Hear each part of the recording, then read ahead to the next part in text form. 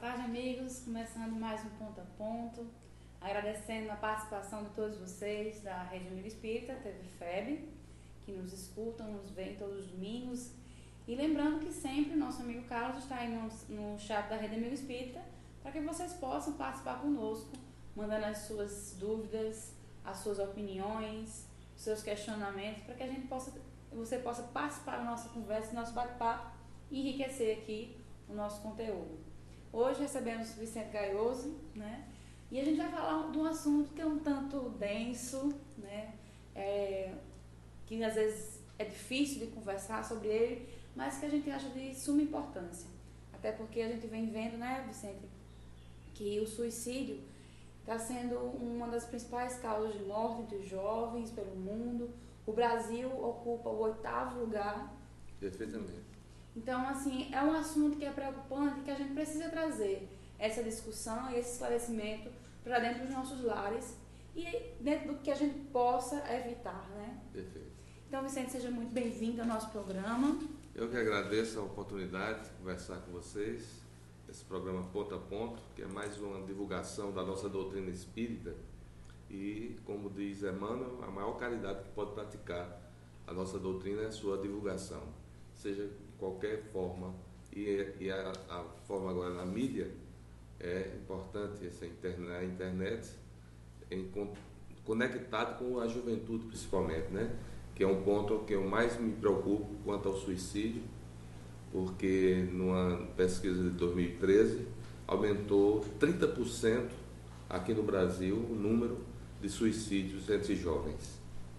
É realmente muito preocupante. Então, minha gente, a gente sabe que nem todos os assuntos são fáceis de conversar, mas são necessários. Às vezes a gente tem que realmente esclarecer e às vezes perceber as coisas que estão acontecendo ali do nosso lado. Então, se a gente puder nos antecipar aos fatos, né? Temos que enfrentar, né? Temos que enfrentar. Então, antes de a gente começar, nos países de cultura oriental, os países orientais, existe um número de suicídios, principalmente quando as pessoas se sentem derrotadas, né? Quando elas sofrem determinadas, digamos, situações da vida, que se colocam na situação de derrotados, elas não conseguem enfrentar essa situação e partem para o suicídio. O que nós podemos interpretar disso aí, nessa visão oriental? Também é uma questão cultural, né? É uma questão cultural, né? Nós vamos ver na Índia, na China, no Japão, nós vamos ter o orgulho, né? É um orgulho pessoal que eles tentam acabar com a vida para ter uma solução honrosa, digamos assim. Então, está por trás disso a desinformação e também o orgulho. Então, basicamente isso que nós entendemos. Eles são reencarnacionistas, em sua grande maioria, os orientais, e equivocadamente acham que se acabar com a própria vida, terão mais chance em outra vida de recomeçar. O engraçado, digamos assim, é que, apesar de serem reencarnacionistas, eles não têm essa noção das consequências. Não né? tem. É a falta de informação. Porque o que é que o Espiritismo ele se destaca em relação a ser uma vacina contra o suicídio? É porque nós temos a informação de quem já partiu dessa forma e que através dos médiuns trazem as revelações de sofrimentos cruéis em relação ao equívoco que cometeram. Então, como a gente tem o relatório do que passa depois da desencarnação de um suicida, então se afasta, no momento que você tem essa informação, afasta qualquer hipótese de você querer percorrer esse caminho. Como eles não têm essa orientação, como eles não têm essa informação, então eles se matam, pensando que vão angariar em outra vida, em outra existência, melhores situações. Então é por isso que o número maior na Índia, na China e no próprio Japão também, que é destacado, basta uma criança que tenha na sua desenvolvimento escolar, ele tem uma nota baixa que ele pensa no suicídio. Então é uma coisa, para nós ocidentais, uma coisa muito chocante isso. Mas eu entendo que é principalmente a falta de informação do mundo espiritual, que eles não têm.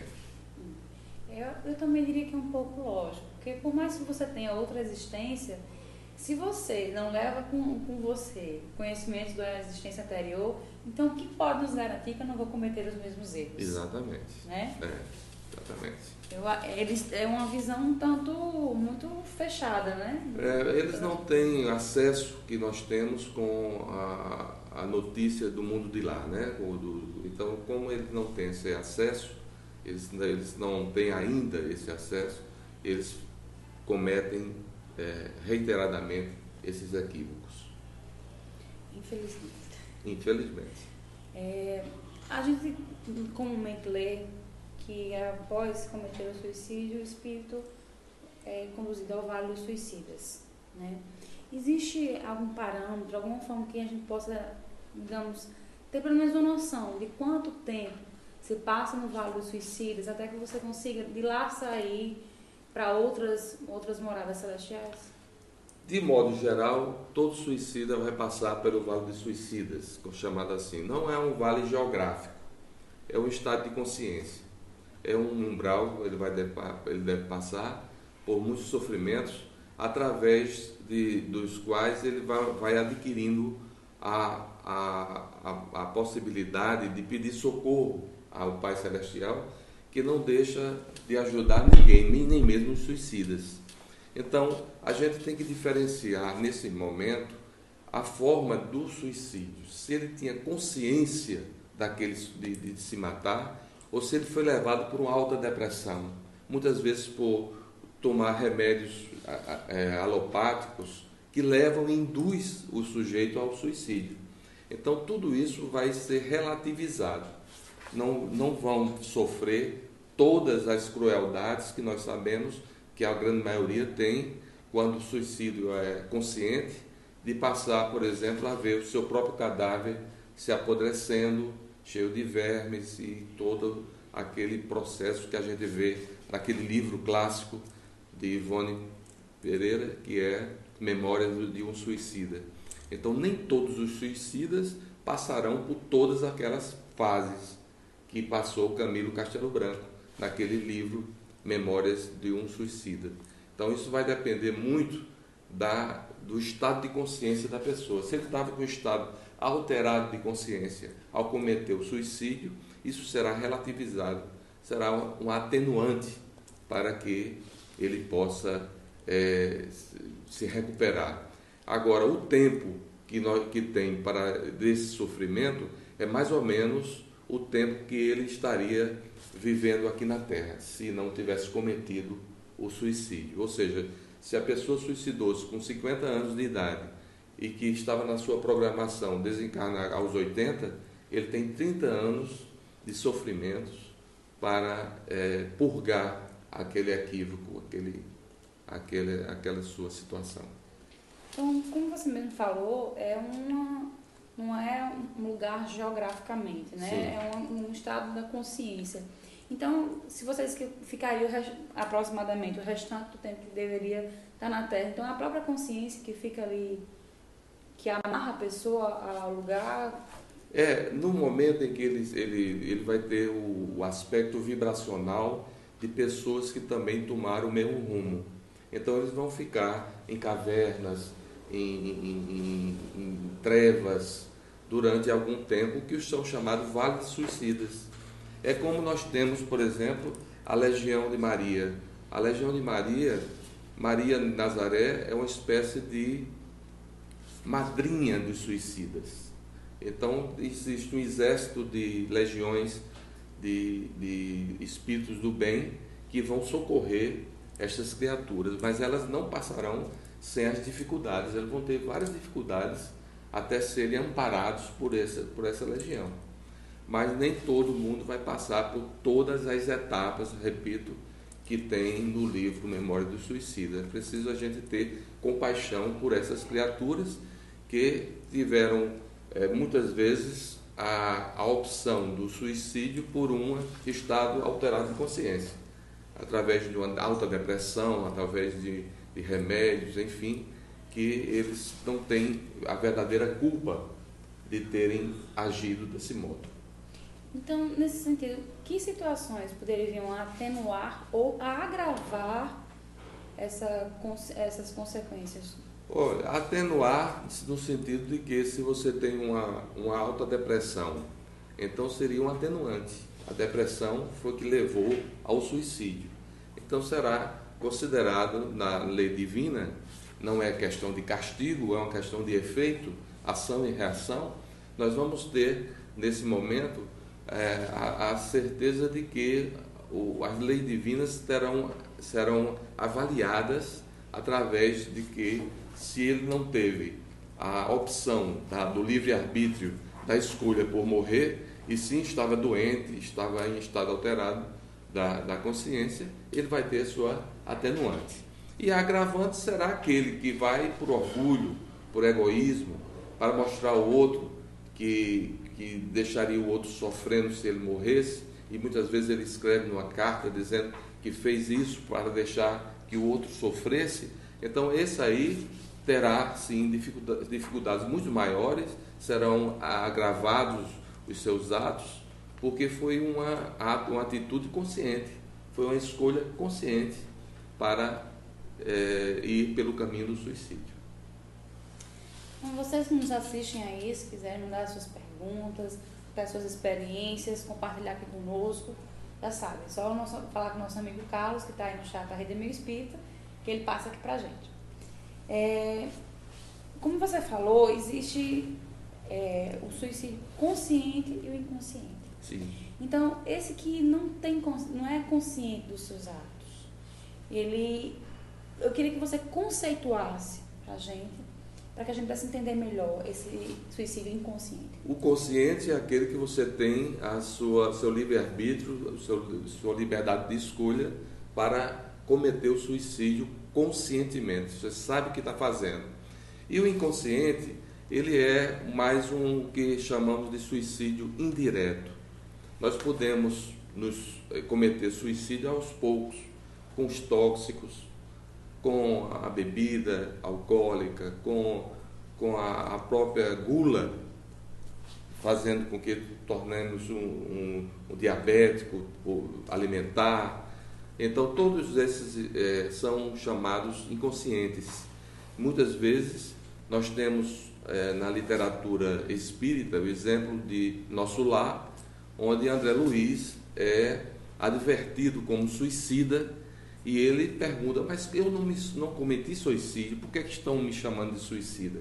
Era justamente por conta do excesso de álcool e de alimentação desregular, né, desregrada que ele cometeu enquanto encarnado. Então, a própria alimentação irregular, ela pode ser considerada um suicídio indireto. Nós devemos ter disciplina para tudo na vida. E a alimentação é disciplina. Nós devemos ter a consciência de que se cometermos o excesso, nós estaremos cometendo um suicídio indireto. A responsabilidade é a mesma? Faz conscientemente? A responsabilidade, ela tem uma relatividade nesse aspecto. Nós temos que, aquele que sai pela porta do suicídio, o egoísmo e o orgulho, ele terá um gravame a mais do que o suicídio indireto, porque é a falta de informação, né? A falta de informação do suicida indireto é muito grande ainda, então ele vai ter a atenuante, mas passará por dificuldades, inclusive da reencarnação posterior, que ele vem com sequelas no pulmão, quem fumou muito, né? Ele vem com sequelas no fígado, quem bebeu muito bebida alcoólica, quem se drogou vem com problemas mentais, transtornos psíquicos e assim por diante. Então ele tem que purgar, ele tem que voltar ao planeta Terra para começar tudo de novo, embora com sequelas. Não serão aquelas sequelas maiores do suicídio consciente, porque o suicídio consciente, geralmente ele vem com um transtorno mental muito grande.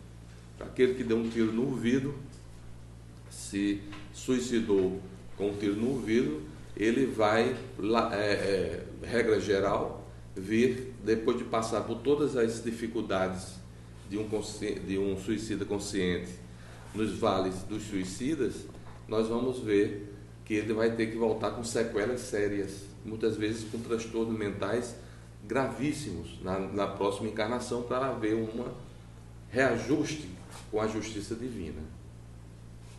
A gente tem participação aqui dos nossos amigos. O Alírio Matheus, ele pergunta o seguinte: no caso de um marido que perde sua esposa e que chega a cometer o suicídio na esperança de voltar a estar com a esposa, quais são as consequências? Se existe um atenuante nesse sentido? Essa falta de informação. Existe no livro O Céu e o Inferno um caso muito parecido com esse. Então, você vê o seguinte: quando tem a intenção de encontrar com um familiar amigo, ou sua própria esposa ou esposo, a grande consequência, a primeira consequência que ele vai ter é que ele vai ter o afastamento desse reencontro. Seria uma espécie assim de repercussão do equívoco que ele cometeu. Ele não vai ver a sua esposa.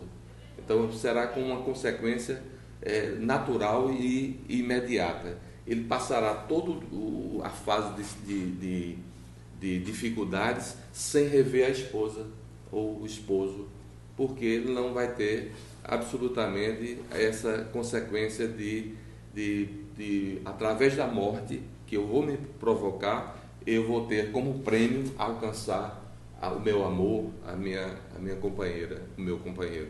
Então a primeira consequência é que ele não vai reencontrar naquele momento, ele vai passar anos e anos para poder ter a compaixão divina de poder reencontrar o seu amor. E muitas vezes de maneira com transtorno mental, com todas as consequências que um suicídio pode levar.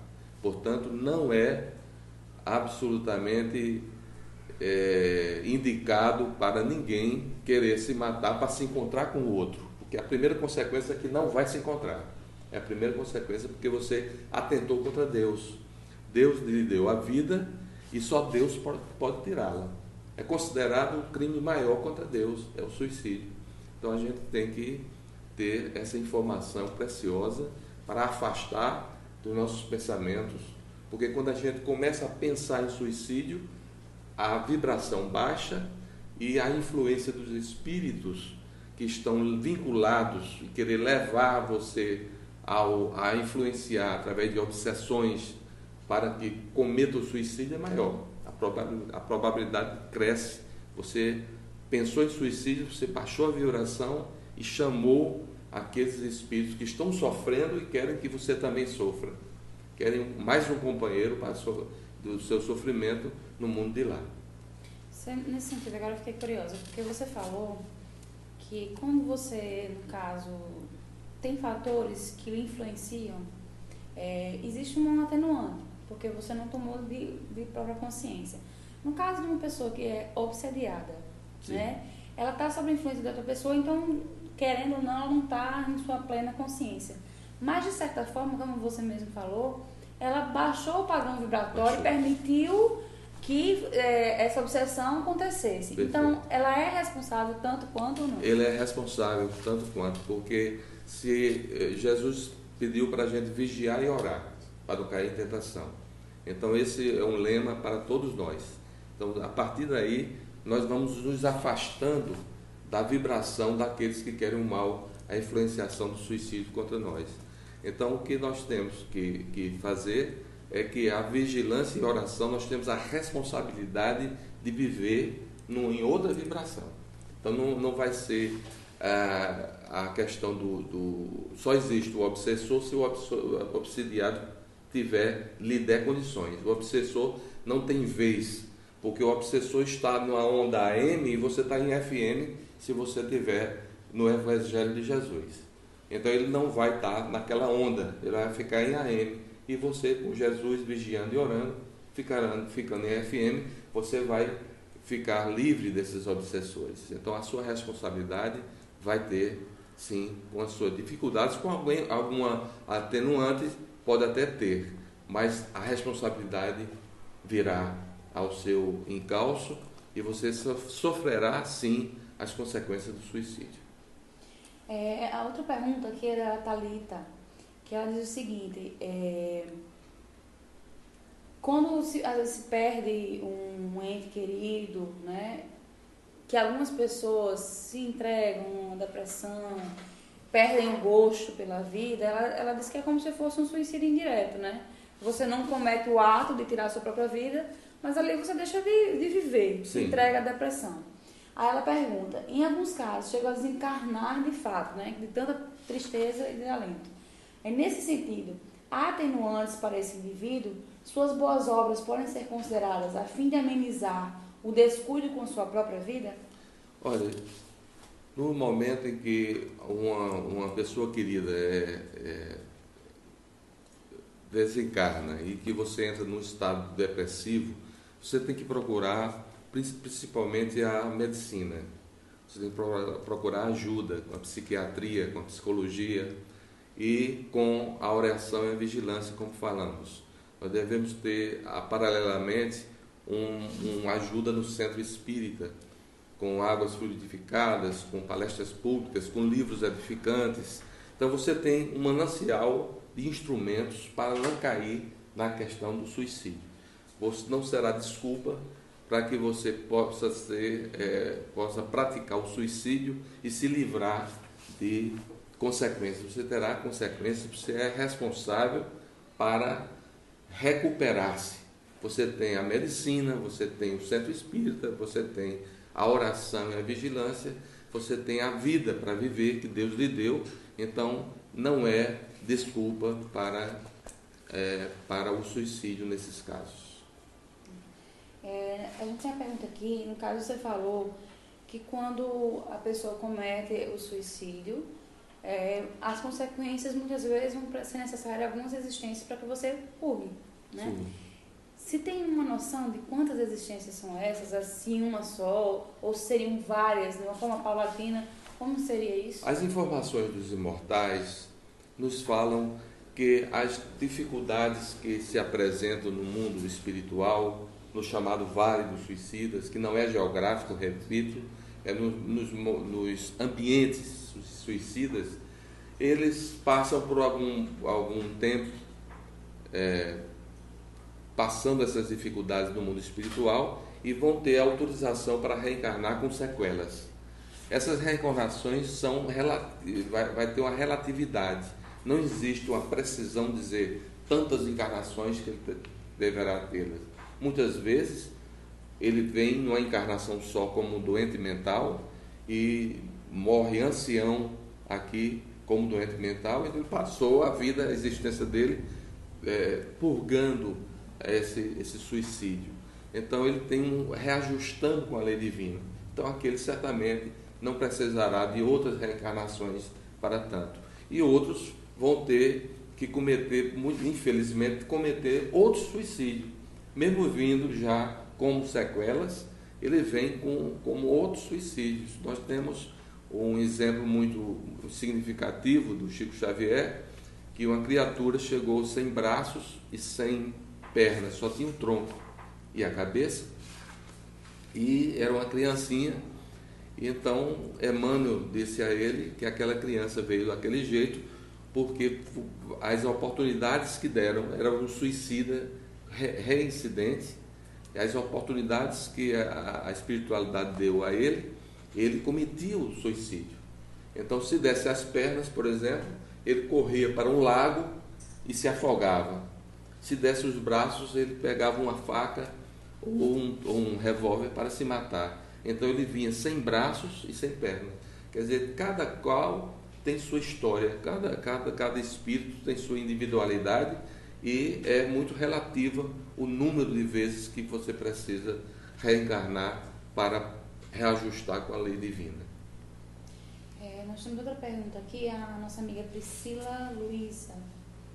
Ela diz o seguinte: tem um amigo que cometeu suicídio por medo de represália dos seus pais, porque tinha quebrado o vidro da janela. Ele tinha 13 anos. Gostaria de saber o que ocorre no suicídio infantil. Essas almas vão para o Vale dos Suicidas? Todos os indivíduos que cometem suicídio passam por dificuldades, como falamos. As crianças têm o atenuante de não ter ainda formação moral estruturada, não tem ainda a sua formação, a sua consciência amadurecida, e por isso eles vão ter o amparo, certamente, da espiritualidade maior para acolhê-los quando assim cometerem. Portanto, as crianças também têm atenuantes. Elas são porque não têm a sua personalidade formada para ter o direito de escolher, ou seja, aquele suicídio consciente que falamos. Então, ele cometeu o suicídio atabalhadamente, de forma não consciente. Então, ele terá sua atenuante, sim. A outra questão é a seguinte: o estado desolador, né, que se encontra o suicida. Isso é para todos os suicidas? Às vezes a gente acha assim que sempre a pessoa que vai cometer o ato suicídio, ele está nesse desolado com a vida, né, sem esperanças, mas isso a gente pode perceber que são para todos eles? Olha, o Livro dos Espíritos, na questão 943, trata do suicídio e das causas do suicídio. Então ele trata 3 causas principais: a ociosidade, a falta de fé e a saciedade. Então a ociosidade, o de não fazer nada, aquele falta de ânimo de fazer nada. Tem a falta de fé porque não tem uma consciência tranquila de Deus, da existência de Deus, que lhe deu a vida e você deve preservá-la e conservá-la. E a satisfação com as coisas. Então, a saciedade. É por isso que é muito grande o suicídio em países como a Suíça, a Suécia, porque eles têm tudo: educação, tem alimentação, tem as coisas básicas, mas a tecnologia a seu favor. Então fica a saciedade, eles ficam sem ânimo para viver. Então eles vão cometer o suicídio, vão responder por isso, na altura, na relatividade do seu estado de consciência. Se foi por isso, ele passará sim pelos vales do suicídio. Eu costumo falar vales porque nem todos são aqueles que vão para aquele do Memória dos Suicidas. Existem situações que são estados de consciência vibratórios, em que você vai permanecer numa treva em que estarão indivíduos semelhantes que cometeram o suicídio contra você. Nosso amigo Geraldo Magela pergunta o seguinte: gostaria de saber o que acontece com o suicídio do tabagismo e do álcool. Exatamente, a condição que ele saiu da Terra, ele passa as dificuldades no mundo da erraticidade, que é entre o intervalo de uma para outra reencarnação, e fatalmente ele será, além de passar as dificuldades nessa erraticidade, eles voltarão com sequelas no pulmão, se for fumo, no fígado, se for bebida alcoólica, e assim por diante. Os tóxicos, através dos transtornos mentais, e assim por diante. Então nós vamos ter cada qual da sua relativa condição sendo considerado pela lei maior, que é a lei da reencarnação. Isso se dá porque, pelo que a gente conhece da doutrina, ela nos diz que todas essas coisas que nós fazemos que afetam o nosso corpo físico acaba deixando marcas no corpo espiritual, no perispírito também. Exatamente. E que aí ele traz essas impressões que foram deixadas nele para o novo corpo físico, não é isso? Exatamente. Então nós vamos ter, hoje nós temos, o que é que temos no mundo oriental? Nós temos os homens bombas, né? Nós temos as crianças bombas também. Então o que vai acontecer? É uma explosão do seu corpo e ainda matando seus irmãos, que pensam diferente de você. Então isso aí terá um agravante, além de ter suicidado, ele levou consigo pessoas inocentes. Então isso será altamente comprometido, a responsabilidade dele por várias encarnações depois de passar várias dificuldades no mundo trevoso. Então, no momento que estraçalha seu corpo, estraçalha também o perispírito, ele fica comprometido lá.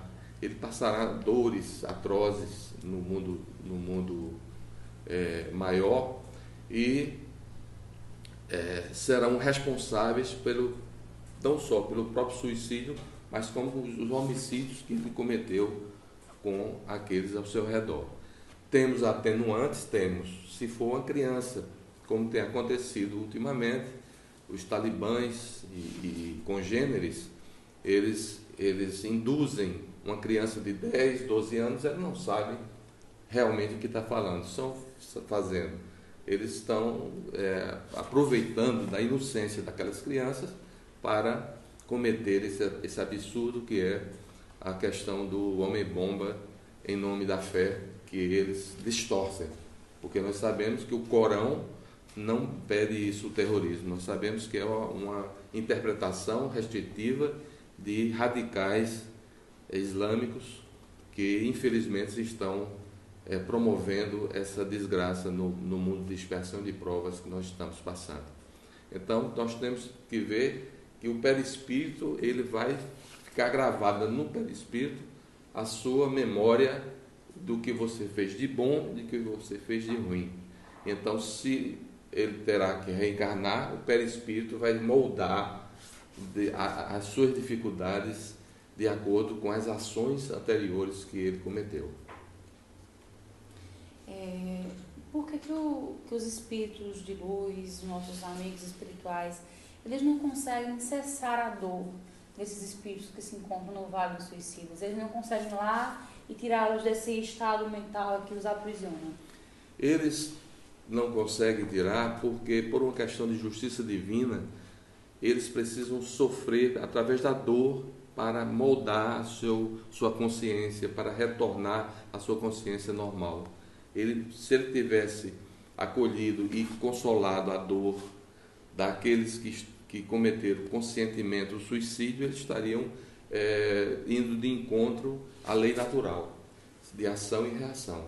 Então, eles cometeram o equívoco, eles terão que pagar por aquele equívoco. Não há jeito de... A semeadura é livre, mas a colheita é obrigatória. Temos uma pergunta aqui. Todo suicida que foram usuários de drogas, álcool, tabaco, necessariamente vem a vampirizar o encarnado?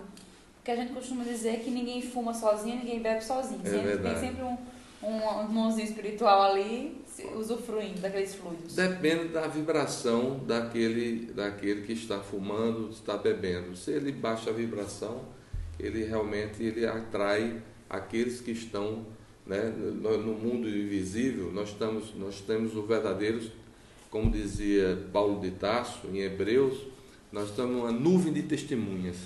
Então, essa nuvem de testemunhas está aqui no planeta também. Se ela vibra também com a faixa do tóxico da bebida, ele vai lhe vampirizar, mas nem todos serão, né, terão o seu vampiro, digamos assim. Nós temos os comentários aqui da nossa amiga Elizabeth Paz, que diz o seguinte: os espíritos de luz não podem cessar as dores por motivos diversos. Primeiro, que está no vale teve o livre-arbítrio de suas escolhas e hoje colhe o que plantou. Segundo, quem está para ser socorrido tem que realmente estar consciente do seu erro e de que precisa mudar. É como você falou, né? A semeadura é livre, mas a colheita é obrigatória, né? Não tem como ser diferente. Perfeito. E a Thalita, ela colocou o seguinte: a cada um segundo, a cada um é segundo suas obras. Só podemos nos emanar com as vibrações amorosas dos nossos irmãos de luz quando nos voltamos a Deus. No Vale dos Suicidas estamos imersos à dor e à angústia. Não olhamos para o alto. Por isso os espíritos de luz não podem nos ajudar diretamente. Muito bem. E a Elizabeth Paz depois coloca o seguinte: temos consciência de que jamais estamos desamparados. A misericórdia de Deus está sempre presente para recebê-la. Só depende de nós e de nossas escolhas. Muito bem.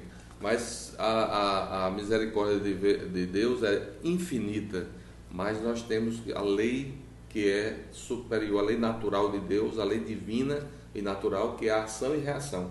Terá que passar por dificuldades, mas será realmente amparado algum tempo depois. Nós sabemos que será amparado por Deus, mas terá que passar pela responsabilidade. Se não fosse assim, ele não seria justo, né? Não seria justo. Ele é soberanamente bom e justo. Eu queria que você falasse agora um pouquinho sobre, você falou no início, sobre a Legião dos Servos de Maria. Sim. Que tem esse trabalho no Vale dos Suicidas e que comandado pela mãe de todos nós, né? Eu chamo a madrinha dos suicidas. Maria de Nazaré é a madrinha dos suicidas.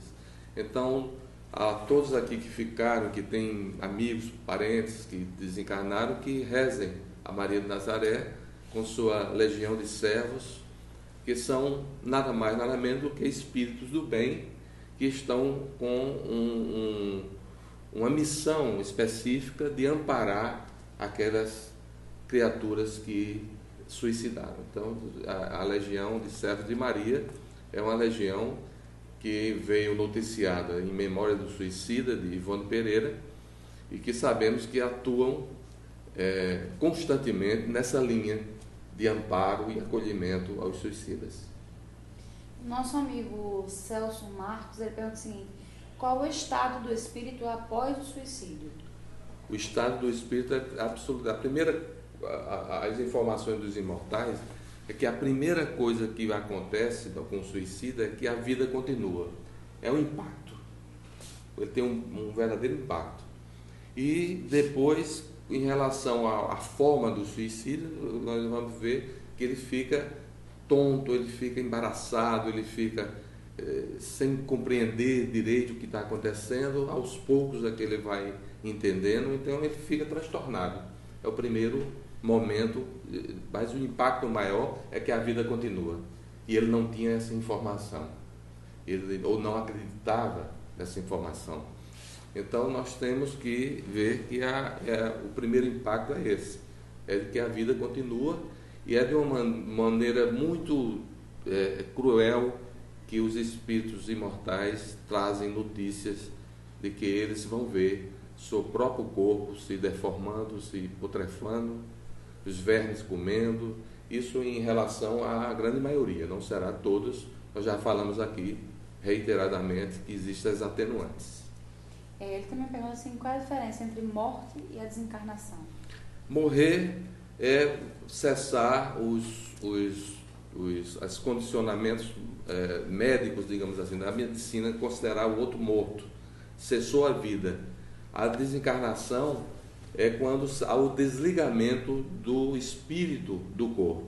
Então você pode morrer como o suicida, morre, mas não desencarna. Ele fica olhando o seu próprio corpo, sofrendo, ligado pelo perispírito junto ao corpo para ver a sua decomposição. Então ele morreu, mas não desencarnou. Quando ele desencarna é quando ele desvincula do laço do perispírito do corpo. Então é esse o desencarne. Por isso que diz, morreu, mas não desencarnou. É aquele que ficou ainda preso ao túmulo durante algum tempo, enquanto ele tem que passar por aquelas dificuldades que falamos. E quando ele se desliga, é que houve o desencarne. Normalmente a gente sabe que em mortes naturais, esse desligamento é feito em até 72 horas, Sim. com a participação da espiritualidade, porque é uma coisa programada. No caso do suicídio, não existe a programação, não existe ali a ajuda da espiritualidade, digamos, que estava pronta para isso, mas é claro que não se está desamparado nesse momento. Perfeito. Mas não era um trabalho que estava orquestrado para acontecer, né? Sim, sim. Então acho que é por isso que ainda se tem essa dificuldade desse desvinculamento. Concordo plenamente com o seu posicionamento. Temos comentários aqui. A Thalita comenta o seguinte: geralmente acontece isso, a vaidade não nos deixa perceber que somos responsáveis por tudo que nos acontece, se não nessa vida, numa outra, com relação às leis divinas que você falou, né? Sim, sim. E a Cláudia Suzane, ela colocou o seguinte: uma amiga íntima de minha irmã suicidou-se e ela fala de quase diariamente no mês passado, minha irmã mudou de cidade e sonhou com essa amiga, que perguntava para onde iria agora. Como faço para encaminhar esse espírito para um centro espírita ou um socorro? Você pode procurar um centro espírita sério, que é aquele que não cobra, que é aquele que tem Kardec como instrutor básico. Então você vai coloca no livro de vibrações, você faz orações por ela e pede por ela através de suas boas intenções. Então façam vibrações através dos livros que encontram em todos os centros espíritas, para que hajam as vibrações positivas para aquela pessoa, e é o modo mais prático de ajudar aqueles que desencarnaram. Até porque às vezes a pessoa está tão assim que não quer procurar essa alternativa, não aceita, né, de procurar um centro. E a gente sabe também que existe a irradiação, né? Você coloca o nome da pessoa e as pessoas ali do centro ficam em prece, em oração, rotineiramente, em nome dessa pessoa, e a vibração chega até ela, né? Perfeito. Talvez seja o primeiro passo para que ela tome essa energia, esse fôlego, para querer buscar uma ajuda, um auxílio, aí facilita e você levá-la até um centro. Mas eu acho que começa por aí, pela prece, né? Pela prece. Sempre a prece. Antes da gente acabar, a última pergunta seria: todo suicida necessariamente reencarna de forma compulsória? Não, de maneira nenhuma. Há os suicidas que existem, aqueles que saem da compulsória, eu tenho por mim, pelo que lemos, pelo que pesquisamos, que de forma compulsória são a minoria. Eles passam por tratamento, eles passam por planejamento, eles passam depois de passar aquelas dificuldades do qual falamos, eles passam por um movimento de planejamento. Então não será, a maioria deles não será compulsória, de maneira nenhuma. É planejada. Então, nossos amigos, a gente falou, o assunto é um pouco denso, difícil, mas é necessário que a gente converse, que a gente se instrua. A gente vê o Brasil... Tem mais uma pergunta, né? Há tempo. O Brasil está ficando numa situação complicada, né? Sim. Crise de todas as ordens, sim, né? Mas a gente tem que ter consciência que, como a gente costuma falar, mas não internaliza. Sim. Se a gente não aprende pelo amor, que seja pela dor, né? Então, às vezes, a dor nos traz para aprender. Eu costumo dizer que até essa crise hídrica enquanto a gente não se visse sem água, a gente não ia tomar providências de economizar, de poupar. Só quando falta, que faz falta. De ter o uso racional. Então, às vezes, a gente realmente precisa, a gente ainda precisa, infelizmente, a gente ainda precisa sentir na pele. Mas a mensagem que eu deixo é que a gente não pode se entregar a essas dificuldades. Que as dificuldades vão vir, e vão vir muitas. Mas a gente tem que passar pelas dificuldades com certeza de que ali é um caminho de aprendizado, né? É um caminho cheio de pedras, mas que leva a um horizonte promissor. Então, não vamos perder as esperanças, não vamos nos angustiar, não vamos deixar que esses sentimentos baixem o nosso padrão vibratório e nos levem a ações e coisas que nos levem ao suicídio ou outras coisas. Vamos cuidar da nossa saúde mental e espiritual. Chegou, né, a pergunta? Vou fazer a pergunta. Então, a pergunta é a seguinte: quando meu pai morreu, pensei em me matar, mas depois de muito sofrer, retomei a minha participação no centro espírita e através de sonho meu pai me dizia para ser forte e minha dor produziu uma dor enorme nele.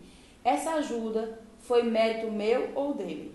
Esse mérito é seu, porque procurou o lugar certo, que é o centro espírita, que é a vacina contra o suicídio, é a doutrina espírita.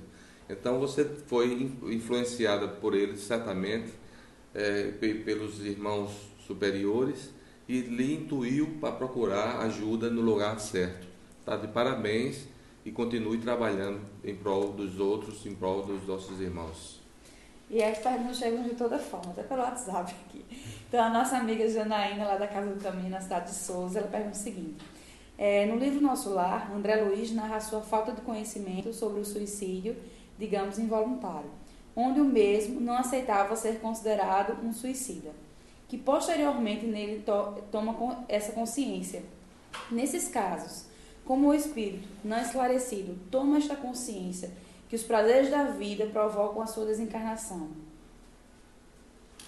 E aí, como é que toma essa consciência?